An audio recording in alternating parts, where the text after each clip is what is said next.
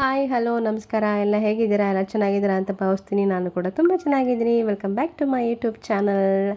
ಇವತ್ತು ನಾನಿದ್ದೀನಿ ದಕ್ಷಿಣ ಕಾಶಿ ಅಂದರೆ ಕಳಶೇಶ್ವರನ ದೇವಸ್ಥಾನದಲ್ಲಿ.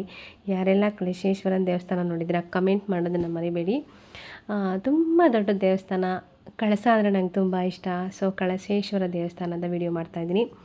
ವಿಡಿಯೋನ ಫುಲ್ಲು ನೋಡಿ, ಲೈಕು ಕಮೆಂಟು ಹೈಪು ಮಾಡಿ. ಹಾಗೆ ಯಾರೆಲ್ಲ ದೇವಸ್ಥಾನ ನೋಡಿದ್ದೀರಾ ಕಮೆಂಟ್ ಮಾಡೋದನ್ನು ಮರಿಬೇಡಿ.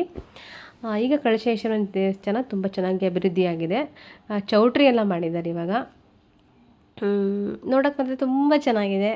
ತುಂಬ ದೊಡ್ಡ ದೇವಸ್ಥಾನ, ಹಳೆಯ ದೇವಸ್ಥಾನ.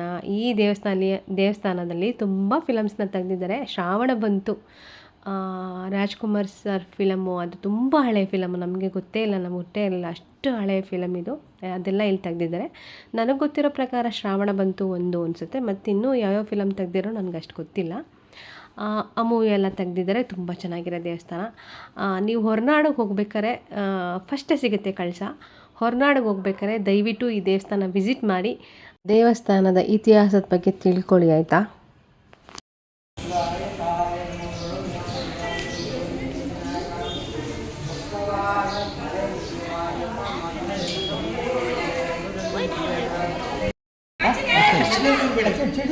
ಅಂದ್ರೆ ನೋಡ್ಲ ಬೇಡ. ಸರಿ, ದೇವ್ರ ದೇವ್ರ ಬಗ್ಗೆ ಚೂರು ಹೊಡ್ಕೊಂಡು ತೊಂದರೆ ಇಲ್ಲ. ಹಿಂಗೆ ರಾಕ್ಷಸನ ತಾಯಿ ತಪಸ್ ಮಾಡಿ ವರ ಮಾಡಿರ್ತಾರೆ. ನನಗೆ ಪ್ರಪಂಚದಲ್ಲಿ ದೈತ್ಯಕಾಲ ಮಗನ ಕೊಡಬೇಕು, ಆ ಮಗನಿಗೆ ಯಾರಿಂದ ಮರಣ ಮತ್ತು ಯಾರು ಸ್ವರ ಬರಬಾರ್ದು ಅಂಥ ಮಗನ ಕೊಡಬೇಕು ಅಂತ ವರ ಕೇಳಿರ್ತಾರೆ. ವರ ಕೊಟ್ಟು ಬರ್ತಾರೆ ಯಾರು ಬ್ರಹ್ಮ. ಜೊತೆ ಮತ್ತೊಂದು ಮಾತು ಕೊಟ್ಟಿರ್ತಾರೆ, ನಿನ್ನ ಮಗನಿಗೆ ಯಾರಿಂದ ಏನು ಮಾಡೋಕ್ಕಾಗಲ್ಲ, ಆದರೆ ಪ್ರಾಣಿಗಳಿಂದ ಮಾತ್ರ ನಿಮ್ಮ ಮಗನಿಗೆ ಆಪತ್ತು ಬರುತ್ತೆ ಅಂತ ಒಂದು ಮಾತು ಕೊಟ್ಟಿರ್ತಾರೆ. ಇವರು ವರ ಬರದ ಮೇಲೆ ರಾಕ್ಷಸ ಏನು ಮಾಡ್ತಾರೆ, ಎಲ್ಲ ದೇವತೆಗಳು ಕೂಡ ಯುದ್ಧ ಮಾಡಿಬಿಟ್ಟು ಅವರು ಸೋಲಿಸಿ ಓಡಿಸ್ತಾ ಇರ್ತಾರೆ, ಹಿಂಸೆ ಕೊಡ್ತಿರ್ತಾರೆ. ಒಂದು ತಾಳೆ ಮರಗಳು ಕೂತ್ಬಿಟ್ಟು ವಿಷಗಾಳಿ ಬಿಟ್ಟು ಭಗವಂತ ಶತ್ರುಗಳನ್ನ ನಾಶ ಮಾಡ್ತಿರ್ತಾರೆ ಯಾರು ರಾಕ್ಷಸ. ಇವ್ರು ಹಿಂಸೆ ತಗಲಿ ಅವ್ರ ಭಕ್ತರು ಏನು ಮಾಡ್ತಾರೆ, ಈಶ್ವರನ ಮಾರೆ ಹೋಗ್ತಾರೆ. ಈಶ್ವರನ ಮಾರೆ ಹೋದಾಗ ಈಶ್ವರ ಗಣಪತಿ ಹೇಳಿ ಕಳಿಸ್ತಾರೆ, ಹೋಗಿ ನೀವು ಅವ್ರನ್ನ ಹುಡುಕಿ ಸಂಹಾರ ಮಾಡಿ ಅಂತ. ಹುಡುಕಿ ಸಂಹಾರ ಯಾರ ಕಣ್ಣಿಗೂ ಕಾಣ್ತಾರ ಇವರು ರಾಕ್ಷಸ. ಈ ಗಣಪತಿನೇ ಆಂಧ್ರ ಬಗ್ಗೆ ಬಂದ್ಬಿಟ್ಟು ಹುಡುಕು ಶುರು ಮಾಡ್ತಾರೆ. ಹೆಣ್ಣಾನೆ ಗಂಡನ ಎರಡು ಅವತಾರ ಮಾಡಿಬಿಟ್ಟು ಆ ಆನೆ ರೂಪದಲ್ಲಿ ಬಂದ್ಬಿಟ್ಟು ಹುಡುಕು ಶುರು ಮಾಡ್ತಾರೆ. ಆವಾಗ ತಾಳೆ ಮರ ಕೂತಿರ್ತಾರೆ ರಾಕ್ಷಸನ ಹೆಣ್ಣಾನೆ ನೋಡ್ಬಿಟ್ಟು ಆ ಮರ ಮುರಿಯೋದು. ಮರದಿಂದ ಹೊರಗಡೆ ಬಂದು ಓಡಿ ಹೋಗ್ಬಿಡ್ತಾನೆ, ಕೈ ಸಿಗಲ್ಲ. ಅವ ತಕ್ಷಣ ಬಂದು ಆ ಗಂಡನ ಬಂದು ಹಿಡಿಯತ್ತೆ. ಹಿಡಿದಾಗ ಅವ್ರಿಗೆ ಜ್ಞಾನತೆ ಬರುತ್ತೆ. ಯಾರೇ ರಾಕ್ಷಸ ತಕ್ಷಣ ವರ ಕೇಳ್ತಾರೆ, ನಾನು ಮಾಡಿ ಸರ್ವತ ತಪ್ಪಾಗಿದೆ, ಏನೂ ಗೊತ್ತಿಲ್ಲ ತಪ್ಪಾಡಿದ್ದೀನಿ, ಅದಕ್ಕೋಸ್ಕರ ನನ್ನನ್ನು ನೀವು ನಿನ್ನ ಭಕ್ತರು ನನ್ನ ದರ್ಶನ ಕೊಡಬೇಕು ಅಂತ ವರ ಕೇಳ್ತಿರ್ತಾನೆ. ಅವ್ನು ಸಂಹಾರ ಮಾಡೋದು. ಪುನಃ ಈ ಆನೆಗಳು ಹೋಗಿ ಈಶ್ವರನ ಬಳಿ ಪ್ರಶ್ನೆ ಮಾಡಿದಾಗ ಈಶ್ವರ ತನ್ನ ಕ್ಷೇತ್ರದಲ್ಲಿ ಅವ್ರು ಸ್ಥಾಪನೆ ಮಾಡ್ತಿದ್ದಾರೆ. ನೀವು ಬರುವಂಥ ಭಕ್ತರಿಗೆ ನೀವು ಮೊದಲು ದರ್ಶನ ಕೊಡಿ ಅಂತೇಳಿ ಇಲ್ಲಿ ಸ್ಥಾಪನೆ ಆಗುತ್ತೆ. ದೇವಸ್ಥಾನ ಹೆಬ್ಬಾಗಲೇ ಇದೆ, ಹೆಬ್ಬಾಗಲೇ ಗಣಪತಿ. ಈ ಗಣಪತಿ ನಮಸ್ಕಾರ ಮಾಡಿ ಈಶ್ವರನಿಗೆ ಹೋಗಿ ನಾವು ಪ್ರಾರ್ಥನೆ ಮಾಡಿ ಸಂಪೂರ್ಣ ಫಲ ಈಶ್ವರ ಕೊಡ್ತಾನೆ. ಹಾಗೆ ಹಾಗಾಗಿ ನಮ್ಮ ಕೈಯೆಲ್ಲ ಕಾಣಿಸ್ತಾರೆ. ಅದು ತಾಳೆ ಮರ. ತಾಳೆ ಮರ ಆಯ್ತಾ? ಆ ತಾಳೆ ಮರ ನೋಡಿದಾಗ ರಾಕ್ಷಸ ಹೊರಗಡೆ ಬರ್ತಾರೆ. ಅವಾಗ ಅವರು ಅವಾಗ ಗಂಡನ ಬಂದು ಹಿಡಿಯುತ್ತೆ. ಹಿಡಿದಾಗಲೇ ಜ್ಞಾನೋದಯ ಬರ್ಬೋದು ಅವ್ರಿಗೆ. ಅಲ್ಲಿವರೆಗೂ ಅಜ್ಞಾನದಲ್ಲಿ ಮರದೊಳಗೆ ವಾಸವಾಗಿದೆ.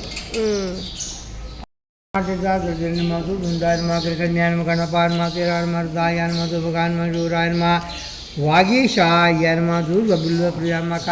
ಅದೇನು ಅದು ರಾಕ್ಷಸ ಅಲ್ಲಿ ಮಲಗಿರೋದು. ಹಾಂ ಹೌದೌದು. ಈ ಭಕ್ತರು ಬಂದು ಕೈ ಮುಗಿದಾಗ ರಾಕ್ಷಸನ ಸೇರುತ್ತದೆ. ಅವಾಗ ಅವ್ನು ಮಾಡೋಂಥ ಪಾಪಗಳು ಪರಿಹಾರ ಆಗ್ತವೆ. ಹಾಗೆ ಒಳ್ಳೆ ಸಂದೇಶ ಕೊಟ್ರಿ. ದೇವಸ್ಥಾನದಲ್ಲಿ ಎಂಟ್ರೆನ್ಸಲ್ಲಿರೋ ಗಂಡು ಆನೆ ಗಣಪತಿ, ಹೆಣ್ಣು ಆನೆ ಗಣಪತಿ ಇದೆಯಲ್ಲ, ಅದು ಚರಿತ್ರೆ ಬಗ್ಗೆ ನನಗೆ ಗೊತ್ತೇ ಇರಲಿಲ್ಲ. ಈ ಸರಿ ಹೋದಾಗ ಟೈಮ್ ಇತ್ತು, ಸ್ವಲ್ಪ ಜನ ಕಮ್ಮಿ ಇದ್ದರು. ಅಲ್ಲಿ ಪುರೋಹಿತರನ್ನ ಕೇಳಿದ್ದಕ್ಕೆ ಅದ್ರ ಬಗ್ಗೆ ಇತಿಹಾಸ ಹೇಳಿದ್ರು. ಎಷ್ಟೊಂದು ಜನಕ್ಕೆ ಹೀಗೆ ಇತಿಹಾಸಗಳು ಗೊತ್ತಿರಲ್ಲ. ಅಕಸ್ಮಾತ್ ತಿಳ್ಕೊಬೇಕು ಅಂತ ನಿಮ್ಗೆ ಇಂಟ್ರೆಸ್ಟ್ ಇದ್ದರೆ ಅಲ್ಲಿ ಇರೋ ಪುರೋಹಿತರನ್ನು ಕೇಳಿ. ಕೆಲವರು ಹೇಳ್ತಾರೆ, ಕೆಲವರು ಹೇಳಲ್ಲ. ಇಲ್ಲಿರೋ ಪುರೋಹಿತರು ನನಗೆಲ್ಲ ಹೇಳಿಕೊಟ್ರು, ನನಗೆ ಖುಷಿ ಆಯಿತು. ಆ್ಯಕ್ಚುಲಿ ತುಂಬ ವರ್ಷಗಳಿಂದ ಆ ದೇವಸ್ಥಾನಕ್ಕೆ ಹೋಗಿದ್ದೆ, ಬಟ್ ಅಲ್ಲಿ ಆನೆ ಗಣಪತಿಗಳ ಬಗ್ಗೆ ನನಗೆ ನಿಜ ಸತ್ಯ ಗೊತ್ತಿರಲಿಲ್ಲ, ಇತಿಹಾಸ ಗೊತ್ತಿರಲಿಲ್ಲ. ಈಗ ತಿಳ್ಕೊಂಡ್ಮೇಲೆ ತುಂಬ ಮನಸ್ಸಿಗೆ ಸಮಾಧಾನ ಆಯಿತು. ಹೌದಲ್ಲ ಅಂತ ಅನ್ನಿಸ್ತು. ಎಲ್ಲೇ ಹೋದ್ರೂ ಆದಷ್ಟು ತಿಳ್ಕೊಳ್ಳೋಕ್ಕೆ ಟ್ರೈ ಮಾಡಿ, ಆಯಿತಾ ಜನರೇ? ಈಗ ಬನ್ನಿ ದೇವಸ್ಥಾನಕ್ಕೆ ಹೋಗೋಣ, ಆಯಿತಾ? ಇದು ಕಳಶೇಶ್ವರನ ದೇವಸ್ಥಾನ, ಆಯಿತಾ?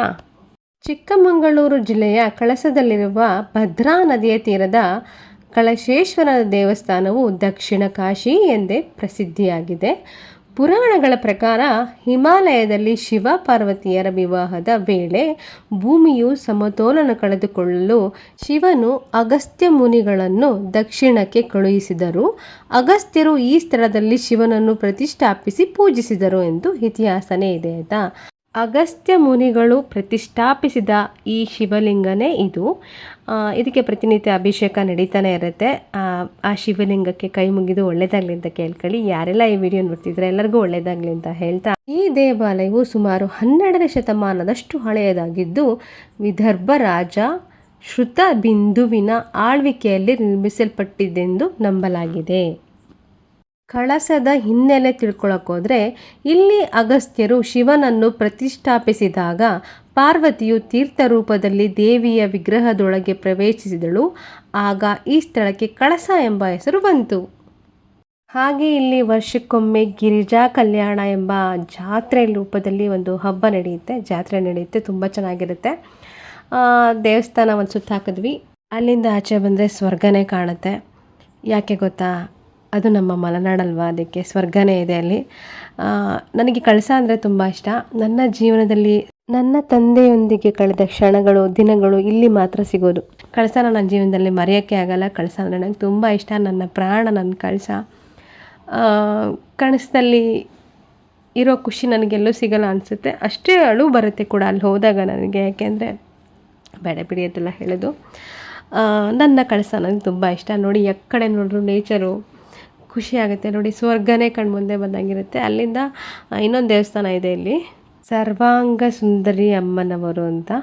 ನೋಡಿ, ಅದೇ ಸರ್ವಾಂಗ ಸುಂದರಿ ಅಮ್ಮನವರು ಅಂತ ವಿಡಿಯೋ ಮಾಡ್ಕೊಂಡಿದ್ದೀನಿ. ಮಾಡ್ಕೊಳ್ಳೋಂಗೆಲ್ಲ ಆ್ಯಕ್ಚುಲಿ ಮಾಡ್ಕೊಂಡಿದ್ದೀನಿ. ಇದು ಆಚೆಯಿಂದ ನೋಡಿದ್ರೆ ಹಿಂಗೆ ಕಾಣುತ್ತೆ ದೇವಸ್ಥಾನ.